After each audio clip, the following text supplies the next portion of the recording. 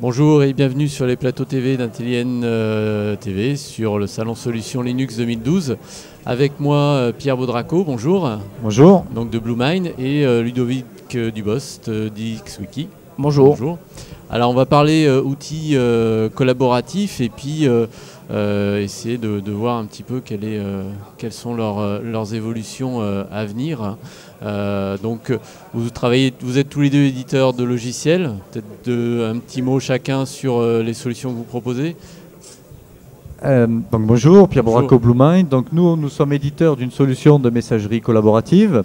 Alors nouvelle génération, c'est-à-dire que justement on va dans cette messagerie essayer de faire un lien métier autour du flux mail par rapport à d'autres outils, plutôt type réseaux sociaux ou autres d'ailleurs, voix sur IP, etc.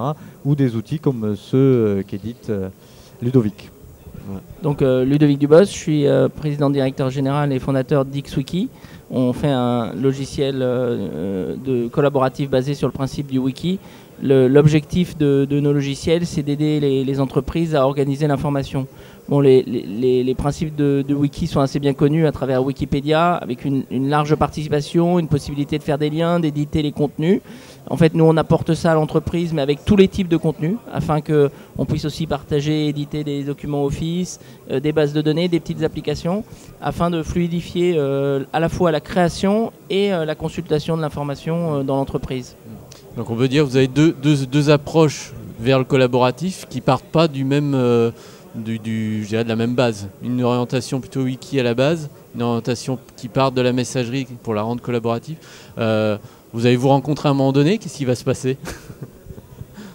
Moi, je pense qu'on peut en effet intégrer les usages entre l'email et les outils. Nous, déjà, on intègre l'email dans nos systèmes, que ce soit par exemple pour importer des données automatiquement à partir de certains mails, ou pour permettre d'envoyer un mail de notification aux utilisateurs, ou recevoir un mail régulièrement, une fois par jour, sur les contenus qui ont été modifiés dans l'outil. Donc il y a beaucoup de choses à inventer en termes d'intégration. Ce qui est un peu compliqué, c'est la standardisation des interfaçages dans les clients mail, qui n'est pas forcément très avancé, justement pour les usages un peu avancés. Donc ça rend les choses un peu plus compliquées. Bon, il est vrai que par ailleurs, les outils collaboratifs tendent un peu à combattre le surusage de l'email. C'est-à-dire qu'un des objectifs, c'est d'essayer de déplacer des conversations, des échanges qui ont lieu dans l'email, dans des outils qui vont permettre de mieux capitaliser l'information.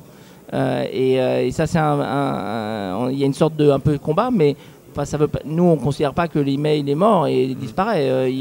On voudrait plus qu'il soit plutôt un outil de notification avant tout. Mais des approches qui consisteraient à enrichir les possibilités des solutions mail pour essayer de saisir de la donnée dans les outils collaboratifs à partir des clients mail sont tout à fait intéressantes. Comme je dis, ils bloquent un peu peut-être sur la standardisation. D'accord. Ouais. Oui, tout à fait. Alors effectivement, l'email n'est pas mort. L'email aujourd'hui, c'est devenu le flux universel puisque tout le monde a un email. Ça devient souvent l'identifiant unique. Donc ça, c'est un fait. À partir de là, il y a des défauts et beaucoup de défauts à l'email. Donc l'email, c'est pas une GED. Les gens s'en servent pour gérer des documents, c'est pas fait pour. Il y a beaucoup de pratiques ou de discussions qui sont faites par mail dont c'est pas l'endroit idéal. Donc à partir de là, notre approche, c'est de dire comment, à partir de ce fait qui est que l'email est universel et va le rester pendant longtemps, on peut améliorer son utilisation justement pour faire des interfaces vers les nouveaux usages, donc outils collaboratifs, les wikis, tout ce qui va toucher les réseaux sociaux, la communication unifiée, donc on s'intègre avec par exemple la Vencall, donc la voix sur IP, la présence globale, le fait de je mets un rendez-vous dans mon Bluemind, je me marque en disponibilité, ça va automatiquement passer mon téléphone en répondeur, donc une vision globale de ceci. Ça se fait par une ouverture maximale en termes d'API, en termes de web service, en termes de supporter des plugins, et par le fait aussi de donner des entrées à notre logiciel, justement de notification, où n'importe quelle application, sans toucher au code ou autre, peut venir se plugger à notre fil de message pour dire moi je suis intéressé par les notifications sur les agendas, sur les rendez-vous, sur les emails entrants. Et du coup, on appelle ça de l'intégration out of process, c'est beaucoup plus simple Tu parlais, Ludovic, de ça manque de standardisation. En fait, nous, aujourd'hui, on préconise de faire ça au niveau du serveur et pas du client. On a quelque chose qui traite le flux serveur. Donc, on est capable de notifier directement à l'arrivée de mails, selon le contenu, selon tout ce qu'on veut, n'importe quelle application, sans qu'elle ait besoin de venir toucher à notre code. Oui, mais la standardisation au niveau du serveur est aussi un problème. C'est-à-dire que finalement, nous, en tant que fournisseurs qui faisons un outil collaboratif, on serait tout à fait intéressé à aller s'intégrer aux outils de plateforme d'email et aux outils de réseaux sociaux. On a exactement finalement le même problème avec les outils de réseaux sociaux et il n'y a pas de standard pour l'intégration d'extensions qui vont permettre de... En fait, vous êtes obligé de développer entre guillemets pour chaque plateforme et ça pose le problème de la masse critique, de l'installation. Et comme on sait qu'il y a quand même beaucoup de clients qui ont du Exchange, ça nous laisse un peu limité dans les possibilités d'intégration. C'est pas toujours simple. Alors comme je disais, on a exactement les mêmes problèmes avec les réseaux sociaux. Moi je trouve que la vague un peu autour du réseau social, je la ressens à certains points de vue, pas à tous les points de vue. Je pense qu'il y a des cas où les réseaux sociaux sont très intéressants, mais un peu comme un déplacement du problème, plus que comme une résolution du problème. On va aller discuter sur les réseaux sociaux, mais ça va être le même bordel au niveau de la capitalisation de la connaissance. Et on a les mêmes problèmes d'intégration pour essayer de faire le pont et dire aux gens, mais il faut arrêter de mettre votre contenu là. Il faudra à ce moment-là, vous voyez, vous mettez une grande quantité de contenu, il faudrait la mettre dans un outil collaboratif comme un wiki pour la capitaliser et vous envoyer un lien de notification. Voilà. Et ça, c'est des choses qui manquent clairement et nous, on aimerait bien avoir plus de standards pour pouvoir faire le pont plus facilement. Il y a des travaux un petit peu sur ces aspects-là aujourd'hui qui sont en cours ou pas tellement? Non, je pense que ça... l'email est un peu sclérosé, entre guillemets, du fait d'une sorte de status quo des acteurs. Il y a Google qui met un peu qui fait un peu de bruit, mais sinon il y a des acteurs un peu établis qui bougent pas beaucoup. Et pas beaucoup d'innovation, je trouve. Alors c'est intéressant de voir qu'il y a des sociétés qui innovent et qui essayent de faire bouger les lignes. Et de l'autre côté réseaux sociaux, ils sont en pleine guerre pour essayer de gagner les marchés. Donc finalement, ils ne s'intéressent pas du tout à ce que font le voisin. On va dire. Ouais, en tout cas, pas pour le moment. C'est plutôt, ils ouvrent tous leur API à eux et voilà, il faut travailler tous avec leur API et voilà.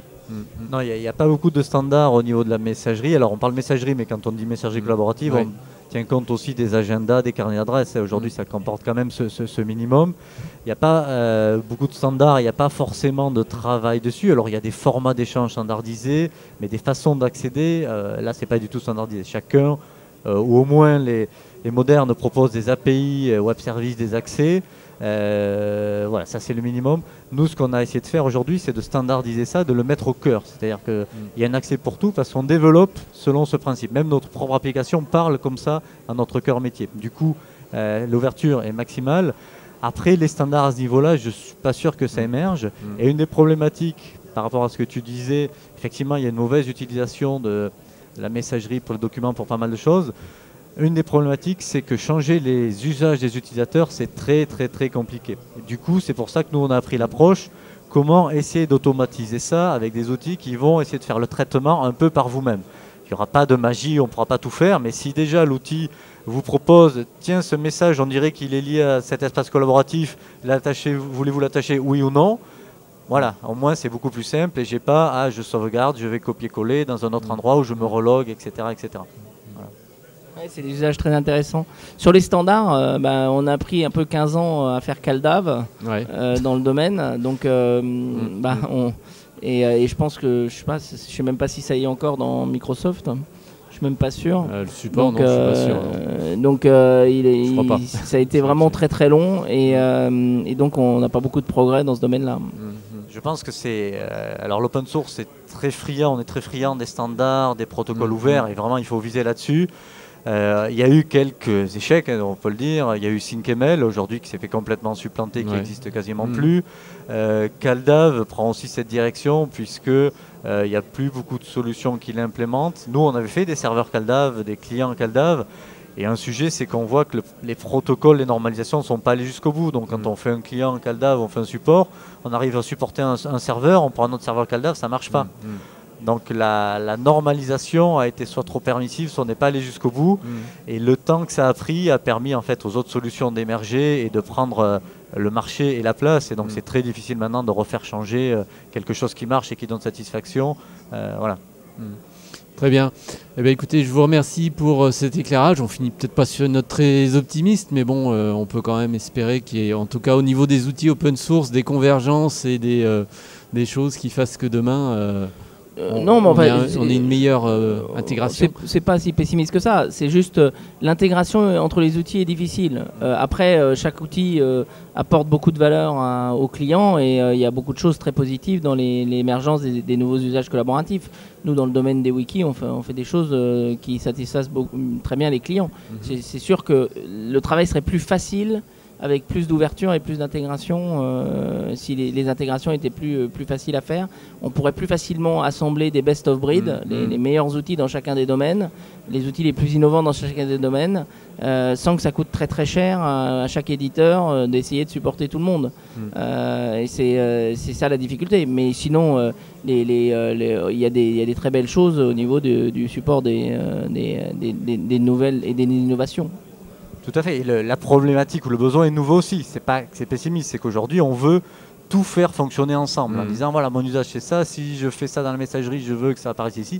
Bon, mais le sujet c'est que les usages sont quand même différents, que les besoins diffèrent un petit peu et que c'est difficile de faire communiquer tout un tas d'applications. Donc c'est des problématiques nouvelles sur lesquelles on commence à travailler puisque nous on ouvre, eux savent aussi aller s'interfacer. Maintenant, il va falloir laisser un peu de temps à la standardisation, voir quels outils vont émerger, quels standards vont pouvoir émerger. Mais c'est un nouveau pan qui s'ouvre. C'est plutôt, je dirais, assez excitant. C'est une question aussi de standard de marché, je dirais, au niveau des messageries. On sait qu'il y a un acteur dominant sur ce domaine-là. Donc c'est clair que c'est pas évident d'aller au-delà ou de le remplacer du jour au lendemain. Ça va prendre du temps. C'est surtout que c'est difficile de s'intégrer avec un outil qui n'a pas les API pour. C'est-à-dire que si vous n'avez pas les fonctionnalités, les ponts pour faire des belles intégrations en mode web sur ce système-là, c'est compliqué, c'est cher, c'est lourd. Et les clients sont en recherche de poser les outils de façon les plus standard possible pour essayer de ne pas avoir trop d'adaptation à faire et pour un peu réduire les coûts. Donc c'est un peu ce conflit-là. C'est jamais impossible, on peut toujours faire ce travail. Ces intégrations sont toujours possibles, c'est juste que pour qu'elles soient accessibles à moindre coût, c'est plus complexe. Mais je pense que ça marque aussi une étape de maturation de certains acteurs et notamment de l'édition open source, puisque ces problématiques-là, avant, en caricaturant, on faisait un petit peu nos outils et puis dans les projets, on regardait oh là là, comment on va faire cette interface ou autre.